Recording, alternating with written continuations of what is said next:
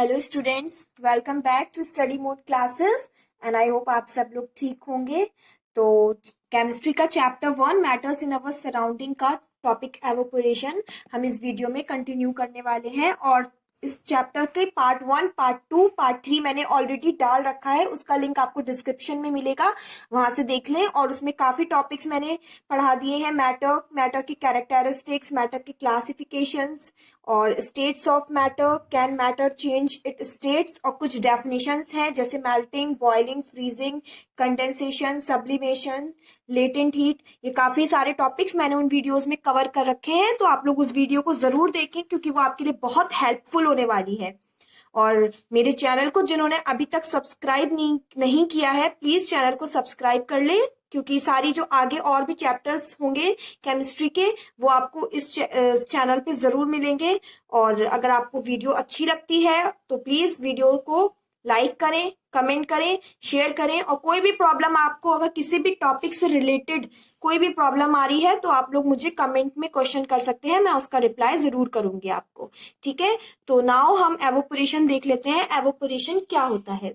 देखिए, एवोपोरेशन मतलब होता है किसी लिक्विड का गैस में या फिर वेपर्स बन करके उड़ जाना, डिसअपियर हो जाना। ठीक है,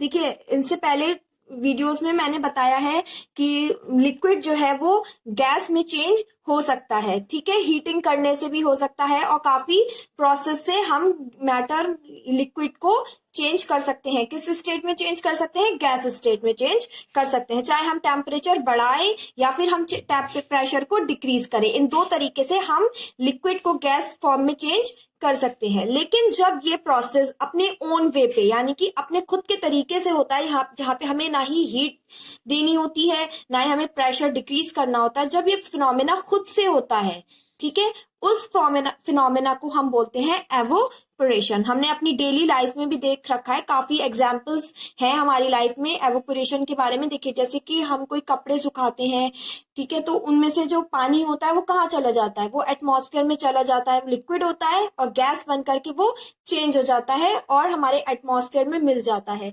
या फिर कहीं पे आप देख सकते हो जमीन में पानी होता है, कुछ टाइम बाद वो पानी गायब हो जाता है, तो वो पानी कहाँ चला जाता है? वो जो लिक्विड होता है वो गैस बन करके चला जाता है। लेकिन हमने वहां पे कोई हीट तो नहीं दे रखी है ना? तो क्या हो रहा है कि खुद से हो रहा है, वो जो भी फिनोमेना हो रहा है वो खुद से हो रहा है। तो एवोपोरेशन जो है वो अपने आप से फिनोमेना होता है, ठीक है, जहाँ पे हमें कोई टेम्परेचर नहीं देना होता है, कोई हीटिंग नहीं करनी होती है, खुद से ही चेंजेस आते हैं।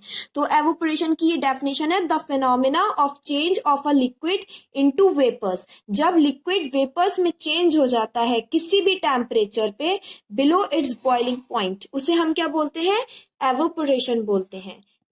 देखिए, हमें पता है कि जो पार्टिकल्स होते हैं लिक्विड के वो डिफरेंट डायरेक्शंस में मूव करते रहते हैं कंटिन्यूअसली, और इस रैंडम मोशन की वजह से क्या होता है, जो पार्टिकल्स है वो एक दूसरे से कोलाइड करते हैं। और इस कोलिजन की वजह से क्या होता है, particles of liquid are moving with different speeds. Particles क्या करते हैं? डिफरेंट स्पीड से मूव करते हैं, जिसकी वजह से उनकी काइनेटिक एनर्जी भी क्या होती है? चेंज होती है।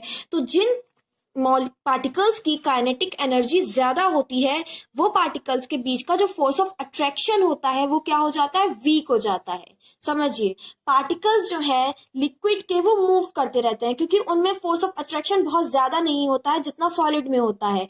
ठीक है, तो पार्टिकल्स मूव करते रहते हैं और उनकी स्पीड भी अलग अलग होती है। सारे पार्टिकल्स की स्पीड अलग अलग होती है। क्या करते हैं? वो एक दूसरे से कोलाइड करते हैं, टकराते हैं। तो इस टकराव की वजह से क्या होता है, उनकी काइनेटिक एनर्जी भी चेंज होती रहती है पार्टिकल्स की। और जब काइनेटिक एनर्जी चेंज होती है तो उनका जो फोर्स ऑफ अट्रैक्शन है, जो पार्टिकल्स के बीच में फोर्स ऑफ अट्रैक्शन होता है, वो कमजोर हो जाता है, जिसकी वजह से क्या होता है, लिक्विड के पार्टिकल्स जो है वो अपनी जगह छोड़ देते हैं और कन्वर्ट हो जाते हैं। किस में कन्वर्ट हो जाते हैं? वेपर्स में कन्वर्ट हो जाते हैं, सॉरी, कन्वर्टेड इनटू वेपर्स। और इसी प्रोसेस को, इसी फिनोमेना को हम क्या बोलते हैं? एवोपोरेशन बोलते हैं। देखिए, एवोपोरेशन को हम सरफेस फिनोमेना बोलते हैं। सरफेस फिनोमेना क्यों बोलते हैं? क्योंकि जो सरफेस के पार्टिकल्स होते हैं लिक्विड के जो सरफेस के पार्टिकल्स होते हैं, सिर्फ वही अपने जगह को छोड़ करके वेपर्स में कन्वर्ट हो जाते हैं। Now the topic is factors affecting evaporation, मतलब कि एवोपोरेशन पे किन किन चीजों का असर हो रहा है, यानी कि हम किस तरीके से एवोपोरेशन की रेट को इंक्रीज कर सकते हैं। ठीक है, देखिए इंक्रीज इन सरफेस एरिया। देखिए अभी मैंने आप लोगों को बताया है कि एवोपोरेशन जो है वो सरफेस एरिया है, तो जितना सरफेस एरिया एक्सपोज होगा उतना ही हमारे जो लिक्विड है वो उसके जो पार्टिकल्स हैं वो उसे लिक्विड को छोड़ करके वेपर्स में कन्वर्ट हो जाएंगे। ठीक है, तो जितना सरफेस एरिया ज्यादा होगा उतना ही एवोपोरेशन का रेट भी ज्यादा होगा। देखिए मैं एक एग्जांपल लेती हूँ कि हमने जैसे कोई कपड़ा सुखाना है, अगर हम उस कपड़े को ऐसे ही डाल देंगे, बिना फैलाए डालेंगे, तो क्या होगा, एरिया, वो कपड़ा जो होगा वो क्या होगा, देर से सूखता है ना, अगर हम कपड़ा ऐसे ही डाल देते हैं। और अगर हम उसी कपड़े को क्या करते हैं, फैला के डालेंगे, तो क्या होगा, वो कपड़ा जल्दी सूख जाएगा। क्यों? क्योंकि उसका सरफेस एरिया जो है वो क्या कर दिया है, वो एक्सपोज कर रखा है हमने एयर में, है ना, हवा में। तो क्या होगा कि उसके जो पार्टिकल्स होंगे वो जल्दी जल्दी वेपर्स में कन्वर्ट हो जाएंगे। ठीक है, तो जितना सरफेस एरिया ज्यादा होगा एवोपोरेशन का रेट भी उतना ही ज्यादा होगा।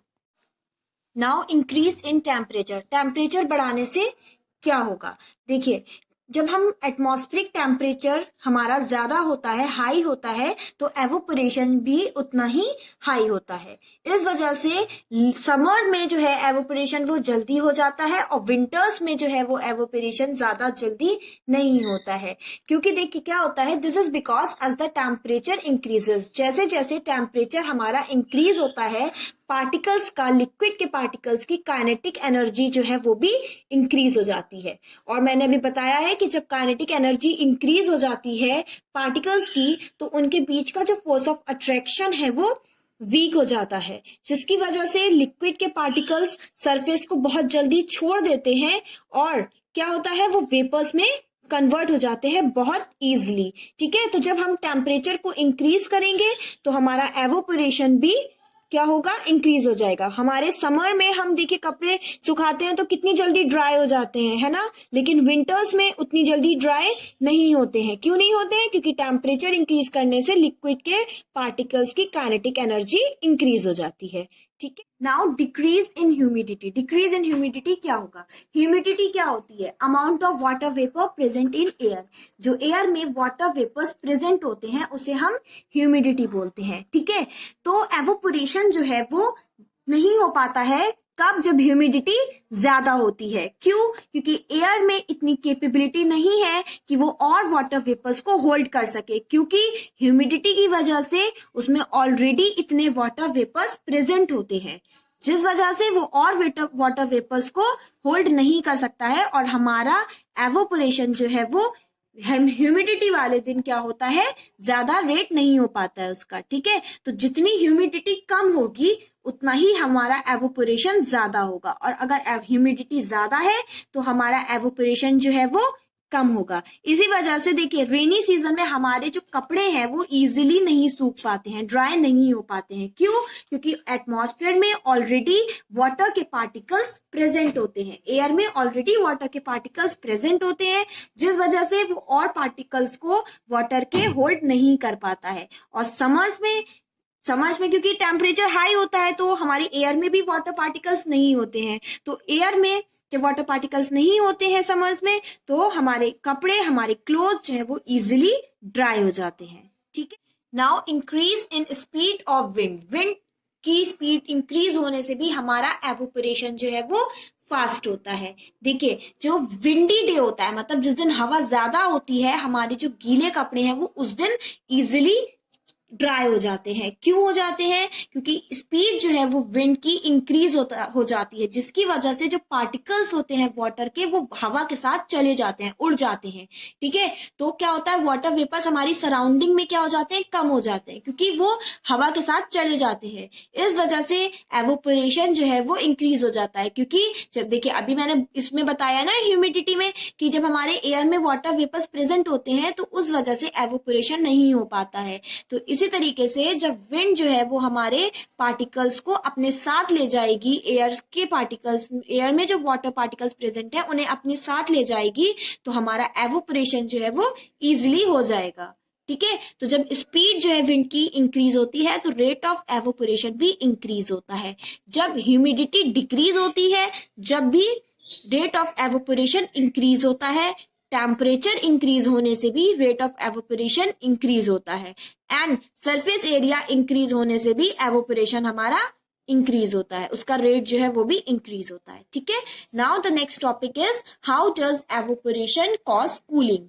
एवोपोरेशन से कूलिंग कैसे होती है? देखिए, अभी पढ़ाया है मैंने, बताया है कि पार्टिकल्स जो है वो मूव करते रहते हैं, जिसकी वजह से उनमें काइनेटिक एनर्जी होती है। तो वो पार्टिकल्स जिनकी काइनेटिक एनर्जी ज्यादा होती है वो वेपर्स में बहुत इजीली कन्वर्ट हो जाते हैं, क्योंकि उनका फोर्स ऑफ अट्रैक्शन वीक हो जाता है। कौन से पार्टिकल्स का? जिनकी काइनेटिक एनर्जी हाई होती है।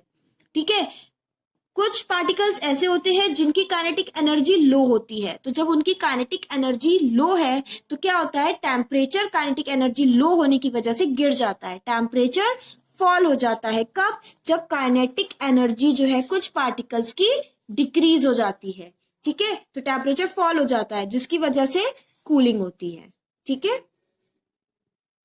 Now, some examples of cooling caused by evaporation from everyday life. अब कुछ examples देख लेते हैं हम, जैसे कि ये Why do people sprinkle water on the roof or open ground in summer? देखिए, समर में, गर्मियों में हम अपने छतों पर और क्या करते हैं, पानी डाल देते हैं। क्यों डालते हैं? ताकि हमारी जो जमीन है वो ठंडी हो जाए, है ना, इसीलिए तो डालते हैं। लेकिन वो जमीन ठंडी होती कैसे है? देखिए, जब हमने पानी डाल रखा है, अपनी छत पे पानी डालेंगे तो क्या होगा, पानी जो है वो कन्वर्ट होने लगेगा, गैस में कन्वर्ट होगा। ठीक है, वेपर्स में कन्वर्ट होगा। तो उसे कन्वर्ट होने के लिए क्या करेगा, वो हीट लेगा। कहाँ से लेगा? सराउंडिंग से लेगा और ग्राउंड से, ग्राउंड से और सराउंडिंग से हीट लेगा। कौन लेगा? लिक्विड के पार्टिकल्स हीट लेंगे सराउंडिंग से एंड ग्राउंड से, वेपर्स में चेंज होने के लिए, जिसकी वजह से हमारा ग्राउंड जो है वो ठंडा हो जाएगा। क्यों? क्योंकि जाहिर सी बात है, उसने ही हमारे जो लिक्विड के पार्टिकल्स हैं उसने ग्राउंड से हीट ली है अपने आप को वेपर्स में कन्वर्ट करने के लिए, है ना। तो जब ग्राउंड से हीट चली जाएगी तो ग्राउंड कैसा हो जाएगा? Ground becomes Why do we wear cotton clothes in summer? Summer में, गर्मियों में हम कॉटन के कपड़े क्यों पहनते हैं? ठीक है, देखिए, हमारी बॉडी से समर्स में बहुत पसीना निकलता है ना, बहुत स्वेट निकलता है हमारी बॉडी से, और जो हमारे कॉटन के क्लोथ्स हैं वो एब्जॉर्बर है, अच्छे एब्जॉर्बर है, वाटर को बहुत इजीली एब्जॉर्ब कर लेते हैं। तो जो हमारा स्वेट है वो एब्जॉर्ब कर लेते हैं कौन? हमारे कॉटन के कपड़े। ठीक है, उसकी अब देखिए, एब्जॉर्ब होने के बाद वो वाटर कहाँ जाएगा? जाहिर सी बात है, उसका एवोपोरेशन होगा। एवोपोरेशन होने के लिए हीट चाहिए होगी, तो वो हीट कहाँ से जाएगी? हमारी बॉडी से जाएगी। वो लेटेंट हीट ऑफ वेपराइजेशन होता है वाटर का हमारी बॉडी से। और वेपराइजेशन कर कौन रहा है? हमारे कॉटन के क्लोथ्स कर रहे हैं, है ना। तो जब हमारी बॉडी से हीट ले लेंगे वो वेपराइजेशन करने के लिए, तो जाहिर सी बात है हमारी बॉडी को कैसा फील होगा? Cool and comfortable. ठीक है, और सिंथेटिक क्लोथ्स हमें नहीं पहनने चाहिए समर्स में। क्यों? क्योंकि वो बिल्कुल भी एब्जॉर्बर अच्छे नहीं है, वो वाटर के एब्जॉर्बर बिल्कुल अच्छे नहीं है, जिसकी वजह से हमारी बॉडी में स्वेट रह जाता है, क्योंकि वो एब्जॉर्ब नहीं कर पाते हैं और हमारी बॉडी को कूल भी नहीं कर पाते हैं। तो इस वजह से हमें समर्स में कौन से कपड़े पहनने चाहिए? कॉटन के कपड़े पहनने चाहिए। क्यों? क्योंकि वो गुड एब्जॉर्बर ऑफ वाटर है। ठीक है, now why do we see water droplets on the outer surface of a glass tumbler containing ice cold water? देखिए, अगर हमने किसी एग्जाम्पल ले लेते हैं, हमने किसी ग्लास में पानी ले रखा है या फिर हमने ठंडा पानी लिया है, ठीक है, तो क्या होगा कि कुछ टाइम बाद हम देखेंगे कि हमारा जो ग्लास है उसके बाहर कुछ वाटर के ड्रॉपलेट्स हैं, है ना। ऐसा क्यों होता है? वाटर वेपर जो हमारी एयर में प्रेजेंट होता है वो क्या करता है, जब हमारे सरफेस, जो हमारा ठंडे पानी का ग्लास है उसके कांटेक्ट में आता है कौन? वो वाटर वेपर जो एयर में प्रेजेंट है, क्या करते हैं? अपनी एनर्जी को लूज कर जाते हैं और कन्वर्ट हो जाते हैं लिक्विड स्टेट में। समझिए, हमने एक ग्लास में ठंडा पानी लिया है या फिर हमने आइस क्यूब्स लिए हैं, ठीक है, क्या होता है कुछ टाइम बाद हम देखते हैं कि हमारे ग्लास के बाहर हमें वाटर की ड्रॉपलेट्स दिखती हैं। भाई, पानी या फिर आइस तो ग्लास के अंदर है, तो वो ड्रॉपलेट्स ग्लास के बाहर कैसे आई? तो जो हमारी एयर में जो वाटर वेपर्स प्रेजेंट होते हैं, जब वो हमारे ग्लास से कांटेक्ट में आते हैं तो वो अपनी एनर्जी को लूज कर देते हैं और कन्वर्ट हो जाते हैं लिक्विड स्टेट में, ठीक है, जिस वजह से हमें वाटर ड्रॉपलेट्स दिखती हैं हमारे ग्लास के ऊपर। Now this is experimental representation, ठीक है। ये आपको देखिए, ये हमारा एक ग्लास है और इसमें हमने आइस क्यूब्स ले रखे हैं। तो क्या होगा, यहाँ पे हमें वाटर ड्रॉपलेट्स दिख रही हैं। तो ये वाटर ड्रॉपलेट्स कहाँ से आई, जो हमारी वाटर वेपर प्रेजेंट है एयर में, जब वो इस ग्लास से टकराएंगे, इस ग्लास के कांटेक्ट में आएंगे, तो क्या होगा कि वो अपने एनर्जी को लूज कर देंगे और कन्वर्ट हो जाएंगे वाटर में, लिक्विड स्टेट में कन्वर्ट हो जाते हैं, ठीक है। Now the second is Why is ice rubbed on a burnt part of the skin? जब हमारा कोई बॉडी का पार्ट जल जाता है तो वहां पे हम आइस रब करते हैं। क्यों रब करते हैं? देखिए क्या होता है कि जलने के बाद क्या होता है, हमारा जो इंजर्ड स्किन है, जहाँ पे हमारा जला है जो हमारा पार्ट, वहां का टेम्परेचर क्या होता है, इंक्रीज हो जाता है, ठीक है। तो जब हम आइस क्यूब रब करते हैं तो क्या होता है कि आइस क्यूब जो है वो हमारी स्किन से क्या करता है, हीट को ले लेता है, एक्सेस हीट को हमारी स्किन से ले लेता है, जिसकी वजह से वहां पे हमें थोड़ा कूल फील होता है, क्योंकि टेम्परेचर जो है उसके स्किन का क्या हो जाता है, डिक्रीज हो जाता है, ठीक है। और हमें फील भी नहीं होता है ज्यादा pain, and we feel. Students, आपका चैप्टर 1 केमिस्ट्री का matter in our surroundings complete हो गया है, जिसके कंप्लीट 4 पार्ट्स है, ठीक है। ये 4th पार्ट है और इससे पहले पार्ट 1, पार्ट 2, पार्ट 3 ऑलरेडी मैं अपलोड कर चुकी हूँ और उसका लिंक आपको डिस्क्रिप्शन में भी मिलेगा एंड आई बटन में भी मिलेगा। तो उस वीडियोस को जाके जरूर देखें और चैनल को सब्सक्राइब कर लें, मेरे चैनल को जिन्होंने अभी तक सब्सक्राइब नहीं किया है। और अगर आपको वीडियो पसंद आई है तो प्लीज प्लीज लाइक करें वीडियो को, और उन वीडियोस को भी जरूर देखें, वो आपके लिए काफी हेल्पफुल होने वाली हैं, क्योंकि पूरा चैप्टर मैंने एक्सप्लेन कर दिया है, तो उसमें भी आपको काफी टॉपिक्स मिलेंगे। और आपका चैप्टर यहाँ पे ये कंप्लीट हो गया है। अब मैं नेक्स्ट वीडियो में आपको चैप्टर 2 इसका एक्सप्लेन करूंगी, ठीक है। तो प्लीज चैनल को सब्सक्राइब कर लें।